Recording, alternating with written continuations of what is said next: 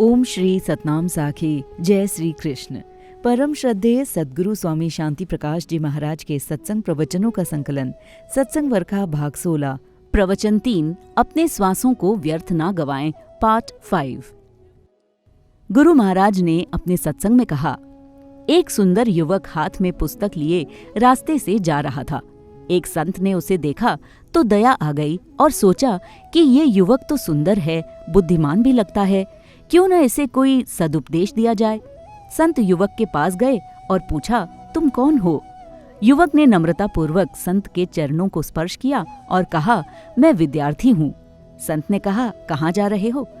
युवक ने कहा, विद्यालय पढ़ने के लिए। संत ने कहा, पढ़ने से क्या होगा? युवक ने जवाब दिया, परीक्षा में उत्तीर्ण होऊंगा।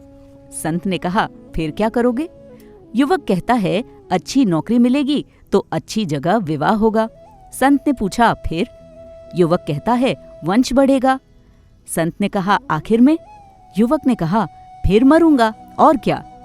संत ने कहा, यदि तुम्हें मरना है तो अभी मरो, यानी परमार्थ की तरफ चलो। गुरु महाराज जी आगे फरमाते हैं,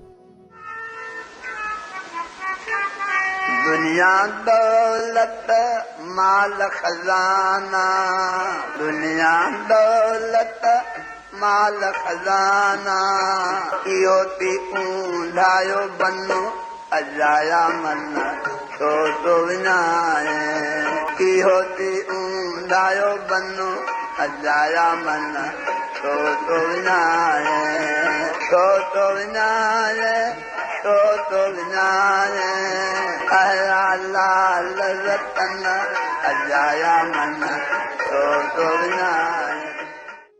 गुरु महाराज जी आगे अपने सत्संग में बताते हैं, ये संसार बड़ा महाजाल है, ये एक भयंकर जंगल है।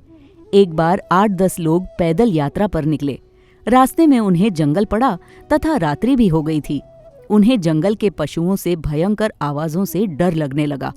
वे पछता रहे थे कि इतनी रात को क्यों निकले। धीरे धीरे आगे बढ़े तो उन्हें एक भयंकर आवाज सुनाई दी, खबरदार, खड़े हो जाओ। आवाज सुनकर सब डर गए। वे धीरे धीरे आगे बढ़ने लगे, पर फिर आवाज आई कि रुक जाओ।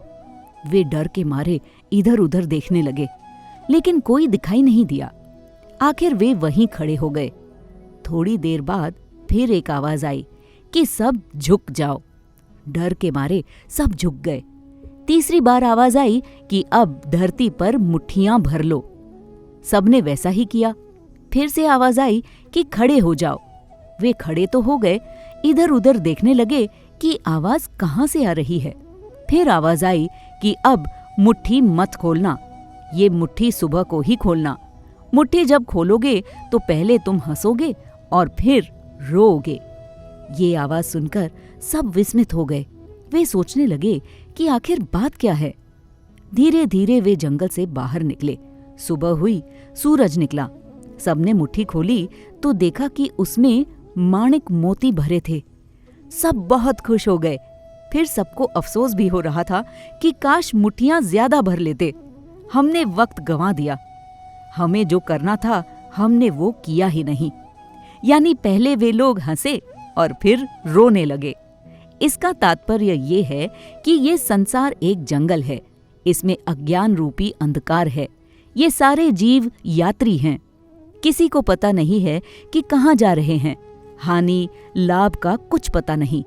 हर कोई अपनी मौज में है।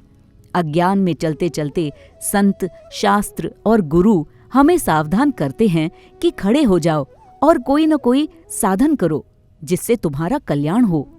साधन क्या है? सेवा, स्मरण, सत्संग आदि करना। इससे वे हमारी मुट्ठियों में सद्गुण रूपी हीरे भर देते हैं। जब आप साधन करके इस जंगल से निकलकर परलोक जाओगे और वहां इन शुभ कर्मों का फल मिलेगा तो रोना पड़ेगा कि हमने अपना सारा समय सेवा स्मरण में क्यों नहीं लगाया। कुछ समय सत्संग करने का फल स्वर्ग मिला तो पूरी उम्र मन लगाकर करते तो अमर पद को पाते। गुरु महाराज जी ने कहा, प्रेमियों, आपको बाद में रोना पड़े, इससे अच्छा है पहले ही सावधान हो जाओ। बोलिए सद्गुरुदेव भगवान की जय।